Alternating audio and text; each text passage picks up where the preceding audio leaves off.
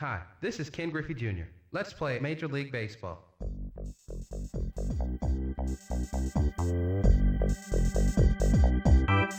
It's showtime. Call me Junior. Major League Baseball featuring Ken Griffey Jr. for the Nintendo 64 has to be one of the greatest baseball games in video game history, right? Well, that's what we're going to talk about today in episode 3 of the State of Sports Gaming.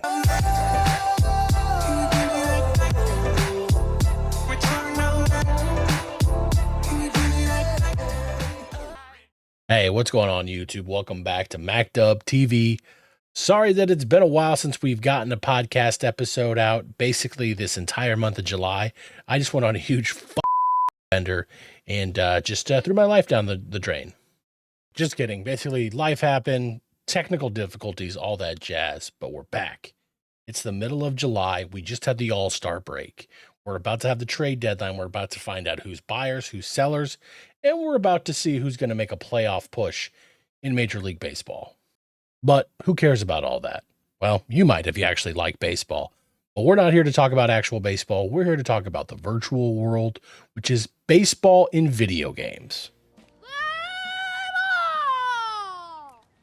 Now, there may have been some old baseball games played on some gigantic computers back in the day, but the first real baseball video game was Home Run on the Atari 2600, and this is actual game footage of that game. Let me know in the comments, did anybody play this game? Have you seen this game before? I have not. So about 3 years ago, MLB.com actually put out a list of the 10 greatest baseball video games ever made. So we'll just work smarter and not harder and piggyback off of this. I'm not actually going to show you the list. I'll show you clips of the games that they have. We'll go 10 through 1, and then we'll talk about what we think about them, maybe some of the games that I thought were left off of the list that should be on there. And then we're going to go ahead and focus on the current dominating baseball game that's out there, MLB The Show. Coming in at number 10 on this list is Out of the Park Baseball. And I don't necessarily consider this a video game, but don't hate me, to each their own. But you don't actually play the game, right? You don't pitch, you don't hit, you don't run, you don't field. It's all simulated. The gameplay that you see is very limited, although it has had enhancements over the last few years. But there are so many different things that you can do with this simulated game. So you can start as an MLB team on opening day, and you control their full roster all the way down to the minor leagues. You can sign free agents, draft, negotiate trades, discover and develop new top prospects.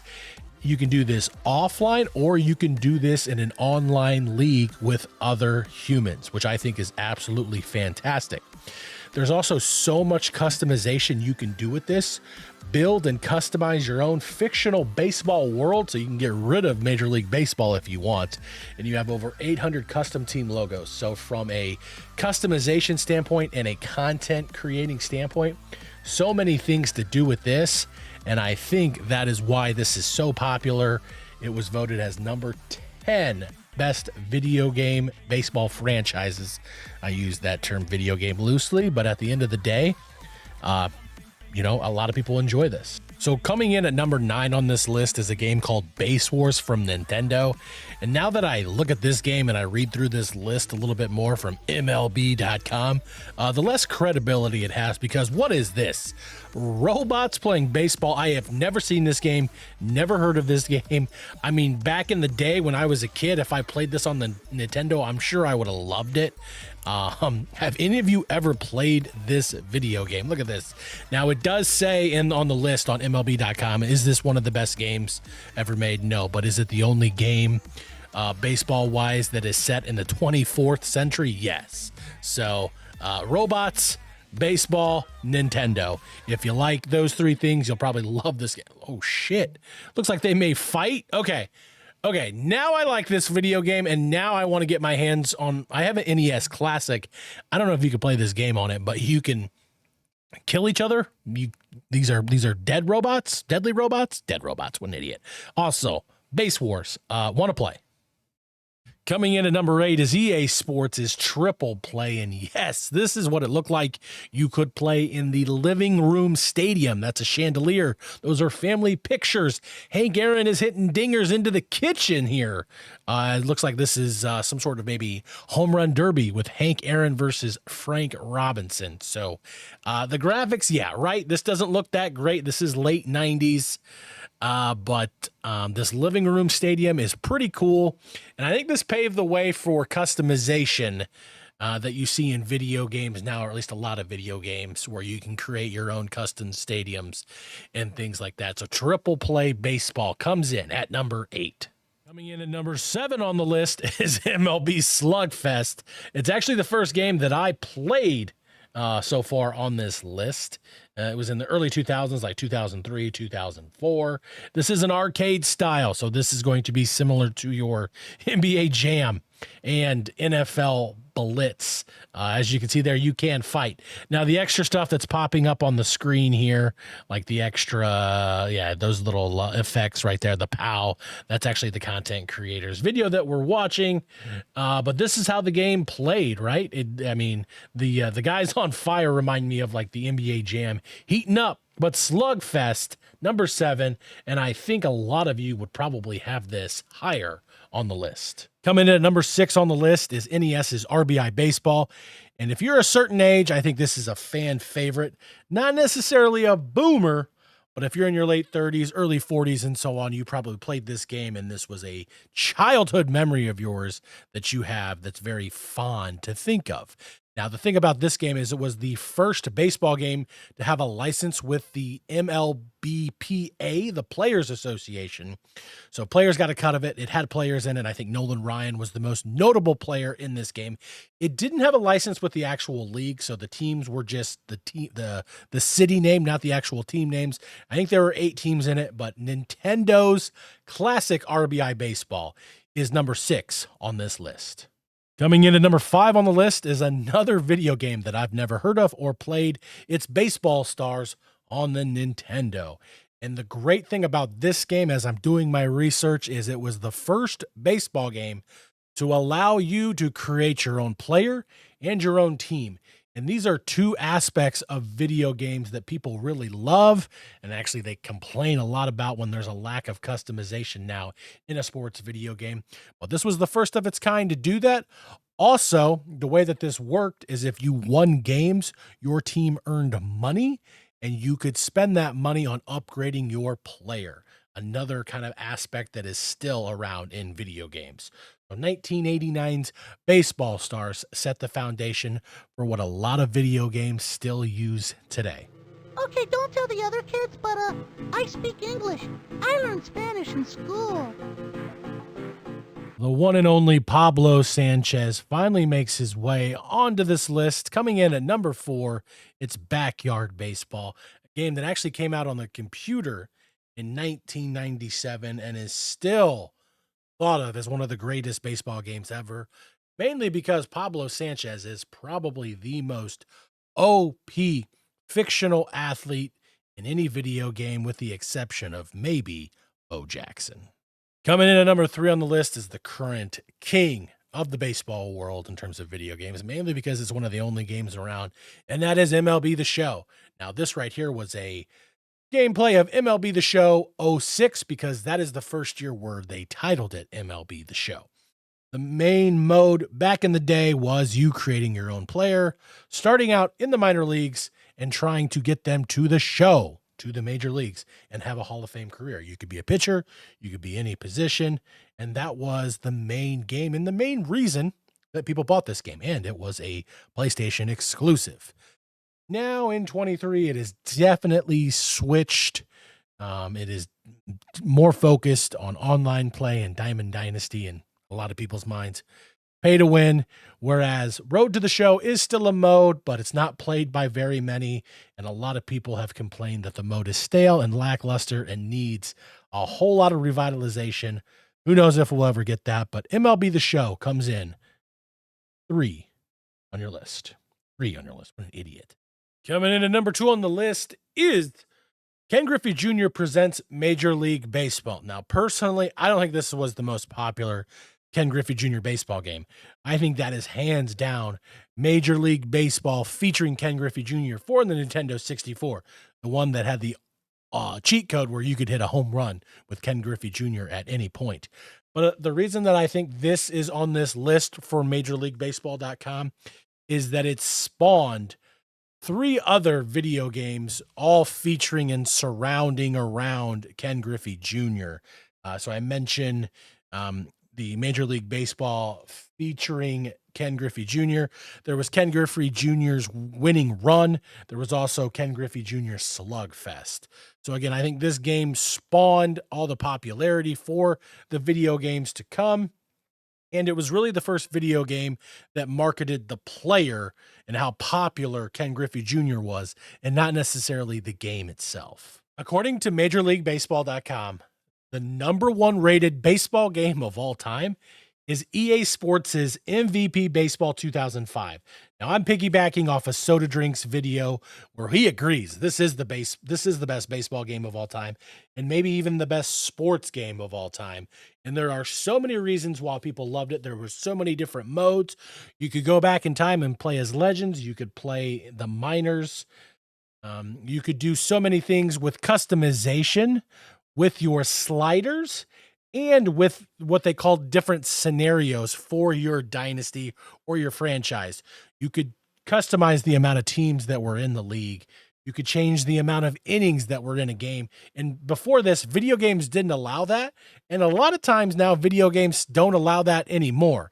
It's what a lot of people, kind of complain and moan about in terms of the lack of customization. But EA Sports, who no longer even makes a video game like this anymore, this is known as the number 1 baseball game of all time. All right, so there's Major League Baseball's top 10 list of baseball. What do you think of the list? What's your number 1 game you would put up there? Is there a game that wasn't even on the list that you probably would add? Now, one game that comes to mind for me is the 2K series, specifically MLB 2K10. And that is because, I don't know if you guys remember this, but 2K came up with the 2K Sports Challenge $1 Million Award or something like that, where if you pitched a perfect game in a certain mode, the first person to do that got $1 million. And there was a guy by the name of Wade McGilberry that year was the first to do it. He got $1 million, and his wife was the one who actually convinced him to try it. She was like, "Hey, you're good at video games. I think you can do this." And he used the late, great Roy Halladay, and he was the first person to pitch a perfect game in this challenge. 2K paid him $1 million. But don't you go anywhere, folks. We are not done.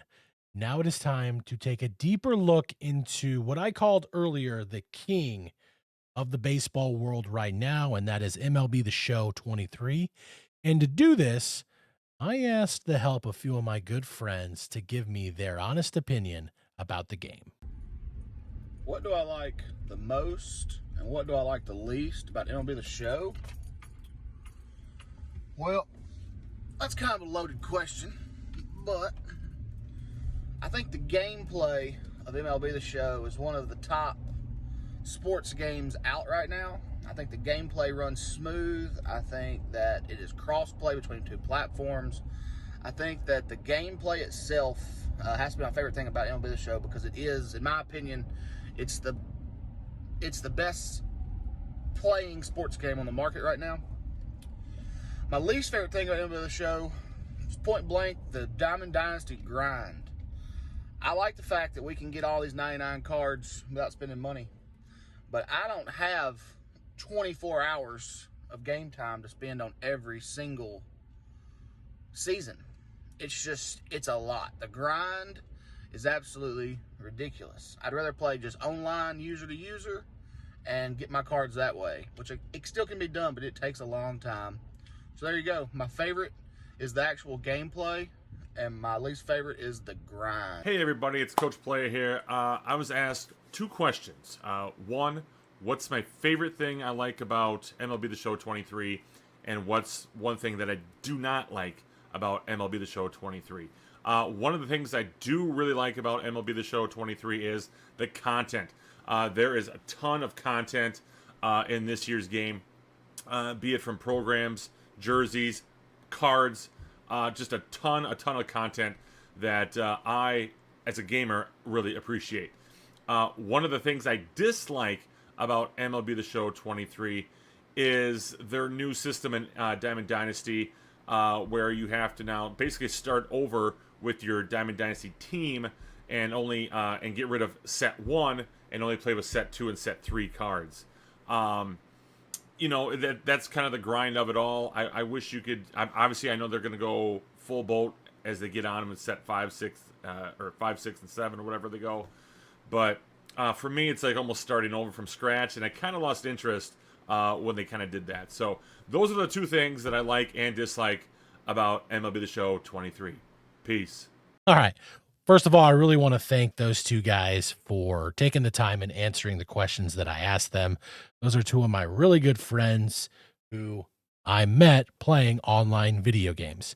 And they both have different opinions, but I see their points. They're valid. I agree with them. And it really depends on what type of gamer you're looking for. So Coach Playa likes the grind, okay? He's a baseball guy at heart, and I know Miller Time is too. But Coach Playa loves MLB The Show, and he loves playing the game. And there's so much you can do. There's always a new program you can complete. There's always a new event. There is always something to try and accomplish. You want to acquire a new card, and there's mini seasons, there's showdowns, there's conquests.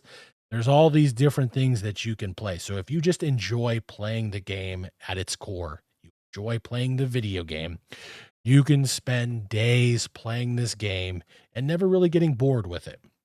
Now, I think Miller Time is more of a, I just want to play online for the most part, right? I want to compete against another human being. And to do that in like ranked seasons or events for the most part, there's two things that I have to do. I have to play the shit out of the video game. You know, he mentions 24 hours to try and complete programs to try and obtain the cards that you think are good enough to compete against another user, or you can get your wallet out and spend money. I have done both. Now, on the opposite side for Coach Playa, he doesn't like the fact that MLB The Show went with sets this year, right? So we are now on set 3, I think, pretty much leaving set 1 cards obsolete. So you tried to collect all of these cards in set 1 to get the bosses, to get the better players. And now that we're on set 3, you can't even use those cards anymore for the most part. So, and I think that is one of the biggest negatives to this season, but I get why they did that. They want to keep the game fresh. They want you, not so much now, because it's only July and baseball season is in the heat of summer, literally, right? We just had the All-Star game. So I don't think people are bored with the game using the same cards, but I think that's why they did that. Come September, October, they're like, hey, we're probably going to struggle with people playing this game because baseball season is pretty much over at that point, and they have to compete with the NFL and things like that. So what can we do? Let's create new cards that you have to go ahead and use. Not a bad, I don't know if that's a bad business model, but if you think about it, you have people that spent a lot of money on set 1 cards or just grinded the shit out of the game, as Miller Time says, and now you can't even use them. So now that I think about it, I did spend money. I'm not really mad that I spent money and now I can't use that stuff, because I understand that I'm throwing money away at this video game. And at the end of the day, I'm a maybe an above average player on a good day. So it doesn't really matter if I have the best 99 cards overall. It doesn't matter. Okay. I understand where my money's going. I'm probably more upset the fact if I earned a player through completing programs and things like that, and I've spent hours and hours and hours, and now I can't even use that card anymore. So that is a little frustrating. So I definitely get Coach Playa's point. Now, flipping to Miller Time, and what he likes about the game is the gameplay. I agree. The gameplay is smooth. Every once in a while, you run into some glitches. You do have some freeze-offs, which is annoying as shit. I have tweeted, I've made videos about freeze-offs and things like that. However, the thing that I have to have so much respect for MLB The Show and San Diego Studios and all this is, to my knowledge, this was the first sports game to attempt cross-platform. And in fact, Madden is just now trying it this year. I believe 2K is as well. I think FIFA might already do it, but they did not do it before MLB The Show, right? The show used to be Sony exclusive. They decided to release it for Xbox, and as soon as they did that, they're like, hey, compete against each other. That is an absolute W. So the fact that it does have some issues, I can get over those eventually, with the fact that they at least had the balls and the guts to try and do what they're doing. So cross-platform is fantastic. And the gameplay does play smooth. It really does, right? It's not laggy hardly at all. And if it is, a lot of times maybe it's an internet issue or anything like that. So it's 2023. At the end of the day, you can load up your Xbox or your PlayStation, and within a few minutes, you can be playing a ranked mode game, a battle royal, or an event game within minutes against somebody across the world, and it works very, very well. So I agree with these guys, and again, I really appreciate them both taking the time to answer this for me. And this is something that we're going to do throughout this series. Maybe even add a guest feature mode where they're live with me, if you will, and we're having an interview back and forth. But those guys have put a lot of time and effort into the game. They're great content creators. I put both of their links up during their videos. So do me a favor and go and support them on Twitch, on YouTube, on TikTok, wherever they are on social media. You will not regret. All right. Well, I got to get out of here because I don't want to continue just to ramble on, which is what I did in the last 5 minutes. We could do a whole show and segment about MLB The Show in its current state, and I probably want to do that, and I'll probably bring some of my friends back online to talk about that and have just a good discussion, because there are so many good things about that game, but there are so many bad things about that game, and then we could just sit here and talk for days. But I really appreciate you guys hanging out with me. If you made it this far, thank you so much. Make sure you go ahead and hit the like and subscribe and turn the notifications on. And I leave you with this last question. Baseball game specific. Were video games or baseball better back in the day, or are they better now? Peace.